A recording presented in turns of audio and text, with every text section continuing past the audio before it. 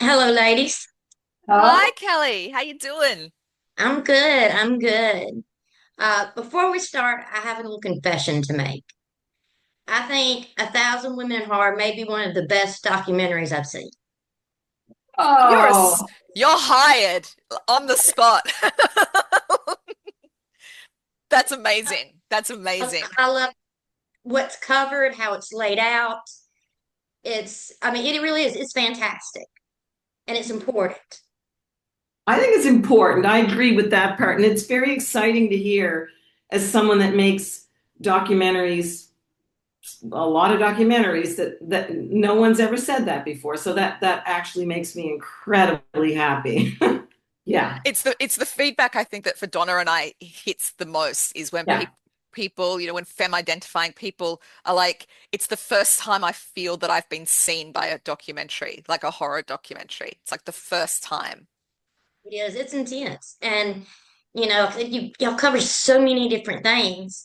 And I guess I wasn't prepared for it to feature that much, but it does, and it wasn't rushed, and it was just it was great.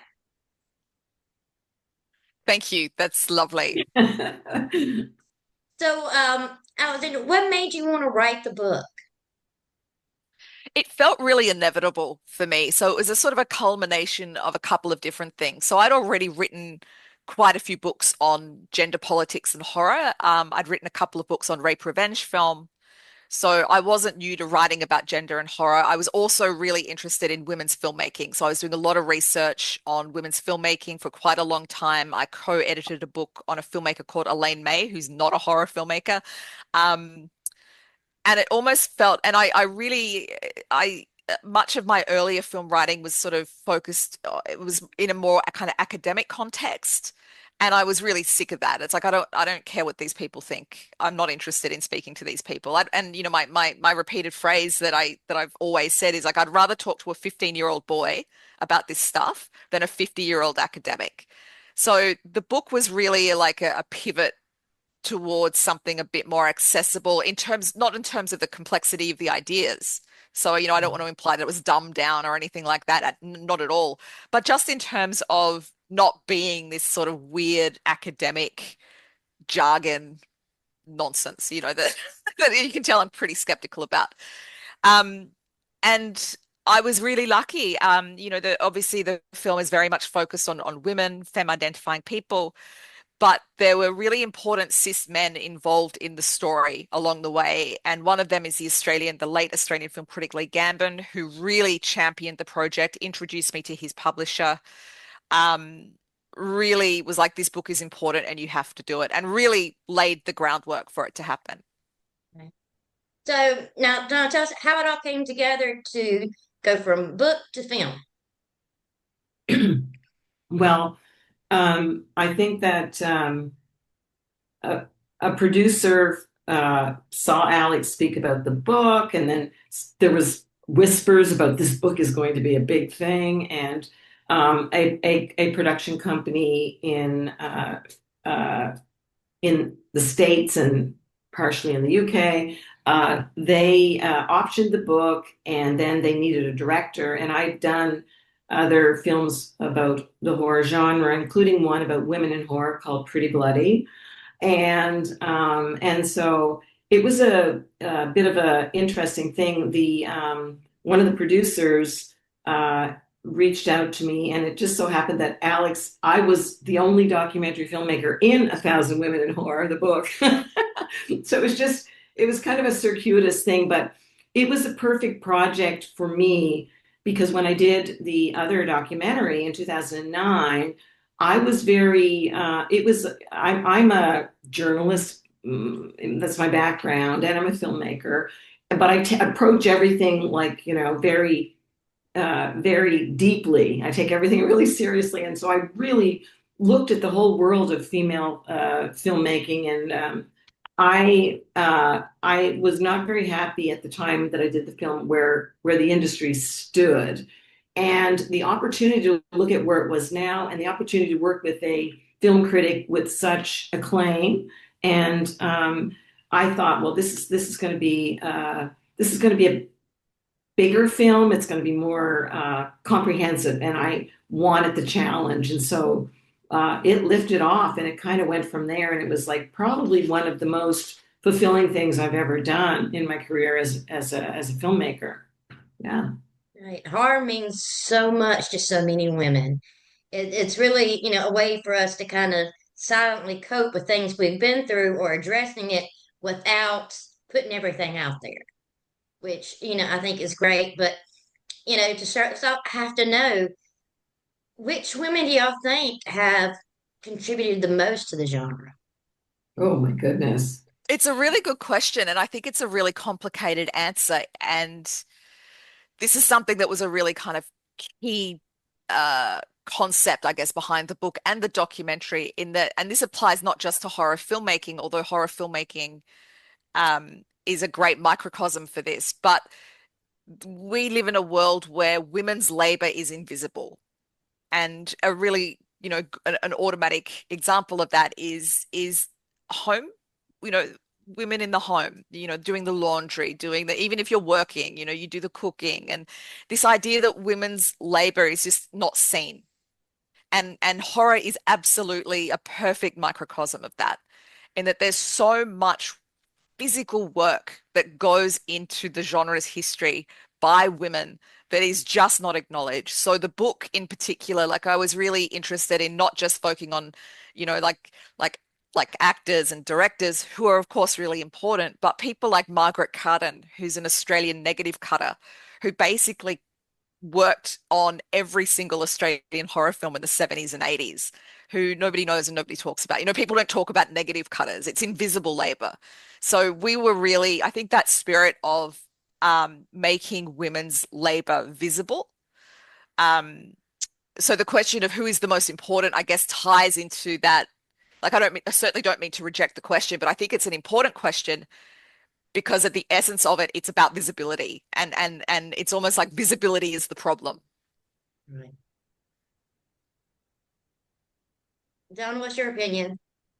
Um, a similar thing in terms of obviously, I think that we made a very big decision to decide on tentpole films and important films that have been done that people know about to put in the film. And so we have Mary Herron in the film, who I think is a important for me as a Canadian filmmaker, a very big name. And we've got some other people in the film, such, but this time I think that our goal was to share the floor a little bit and give some of those newer, younger, or even more indie filmmakers a chance to shine. And I think that we were very careful to make sure that we treated everybody with a huge amount of respect that we would, with the Mary Herons in the world, and that we would,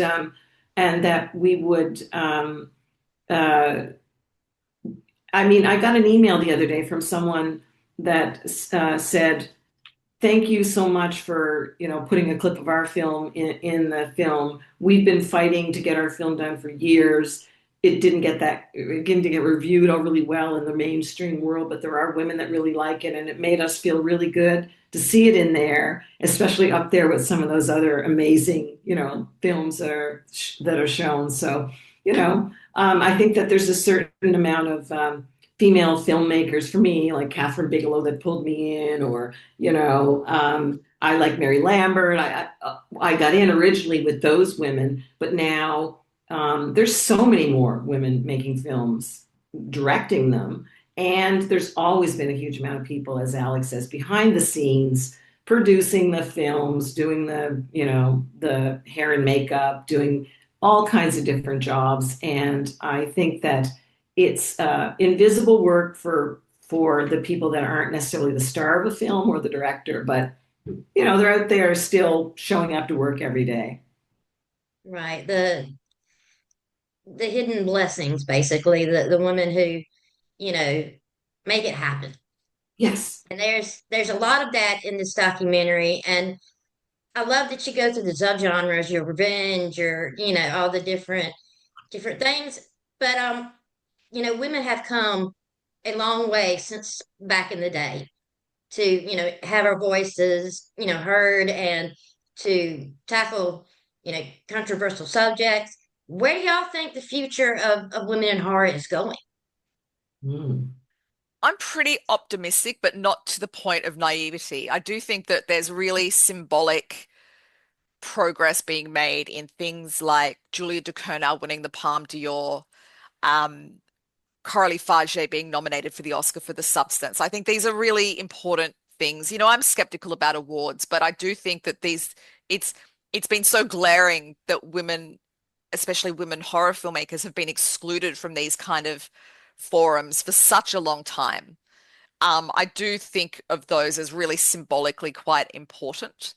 Um, I mean, the reality is, it's more women directed films are getting distributed now.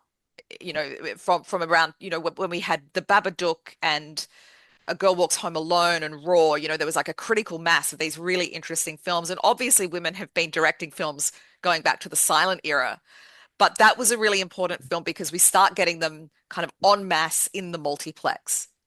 And so I think I think it's important to acknowledge progress, but that doesn't mean that we're there yet. And I think that a lot of the same biases, a lot of the same bigotries, a lot of these same assumptions that women, I mean, you just need to look at the discourse surrounding The Bride at the moment. It's like, oh, women don't really know what they're doing. Women don't really know how to make a horror film, or women are kind of interlopers. They don't really belong here. That's still rife. Right, right, right. I have to know, what was the film that made you fall in love with horror? Donna, Alex. you go. Oh my goodness.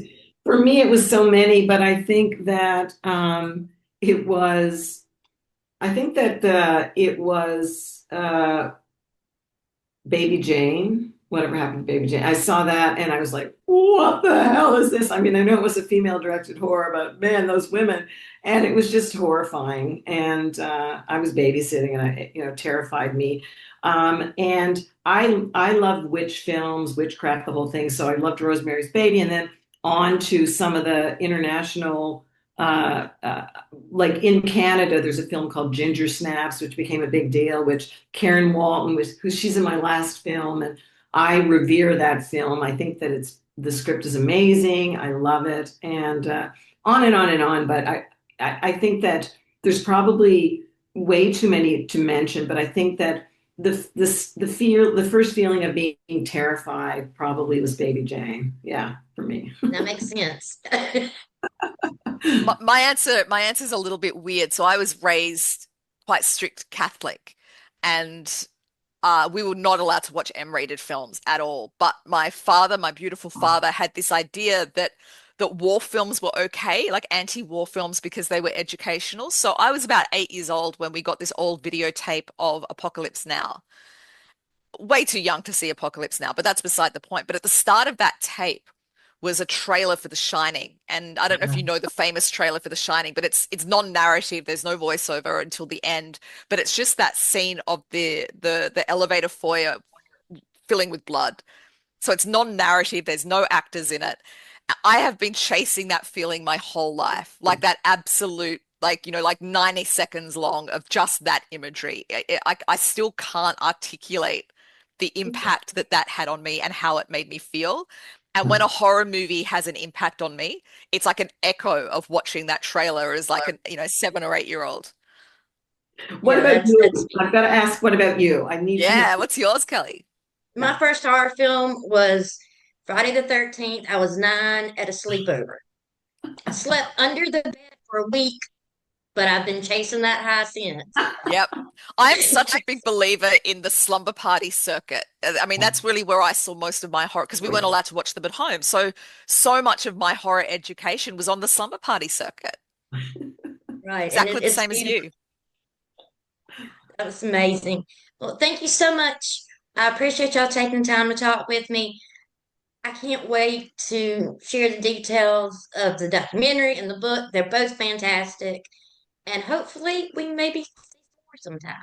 Yeah, that sounds great. Thank you Thank so much, you. Kelly. Lovely to chat. Thank you. Y'all have a good night. You You too. too.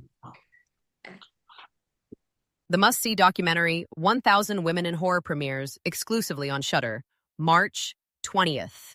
For more interviews and horror news, visit horrorfuel.com or follow us on Facebook, Instagram, or YouTube.